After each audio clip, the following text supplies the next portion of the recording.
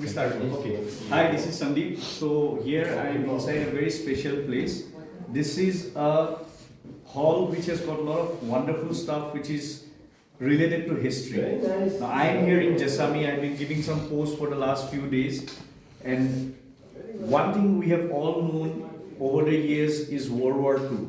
But to be honest, how many of you must have known about this thing that Jessami was the first place where the first battle of World War II took place in Indian soil.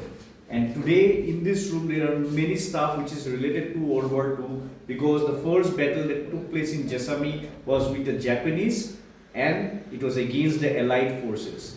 In the Allied forces there were the first regiment of the Assam Rifles. Many people from our own state of Assam, many people from Northeast had participated in that battle. So here is a small map of Jessami. Details about Jessami you will find it in the internet, but here my friend Spondon, he is taking the video, so I'll ask him to just point it to this particular map. So here if you can see, it is mentioned as Jessami is a village inhabited by Chakasang Naga. So it's a very clean village. It is in fact got popularity as a clean village, but the most important thing is the last line. On 28th of March 1944, the 1st Battalion of the Assam Regiment, which we know as Assam Rifles, fought a fierce battle with Japanese 31st Division at Jessami, which lasted for 5 days. The battle led to a strengthening of defenses at Kohima, which played a crucial role in turning the tide of World War II in favor of the Allied forces. As far as I know, the information that I've gathered from the local people here, the Battle of Jessami was a very devastating one. It was a battle that helped the defense at Kohima to prepare themselves for the Japanese invasion, which was coming from the Southeast Asia side. There's a map here, which is a very interesting one. Here, there's a whole story of the World War II, how the Japanese troops were approaching this area. Here you can see Jessami has been mentioned. This is the Allied camp which were fighting against the Japanese, and this entire painting is beautifully depicting at that point of time how the war was taking place. In fact, when I see this topography, I am just amazed how dangerous this war had been, because to fight from within mountains, within forests, it's very difficult. And during those times, there was lack of technology, there was lack of communication. So still the Allied forces were able to resist the Japanese advance. Now let's come here, we'll see some artifacts here. These are all artifacts related to World War II. There are some equipments here. This is a ground sheet of the Japanese army as mentioned here. I think this is a Japanese helmet also.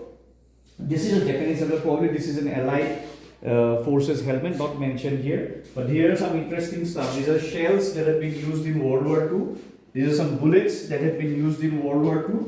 So it clearly depicts that this place was a place where this battle took place in a huge way. I have also got Mr. Asset here. So please sir, thank you so much for letting us see this particular place. This is such a historical place and more people should know about it. More people should come here. And we have already discussed many things, but as far as this World War II is concerned, this has got a lot of emotional significance with you personally, because your own grandfather was also part of that time when this World War took place. Do you recollect any stories of that time? Okay, when yeah, I heard many times my father said about the World War. Yeah. But then when I was young, I don't listen with any enthusiasm, because okay. I consider this war doesn't belong to me. This war happens just between the British and the Japanese. Yes. This is not my war. This is not my interest. The war happens to be fought here between two groups. It's not my interest, and this is not my war. That is what I used to assume in the past. Okay. But when some foreign tourism comes, when the Britishers comes, when some rifles or Indian tourism comes, they started giving me some information that this is important because this happens here.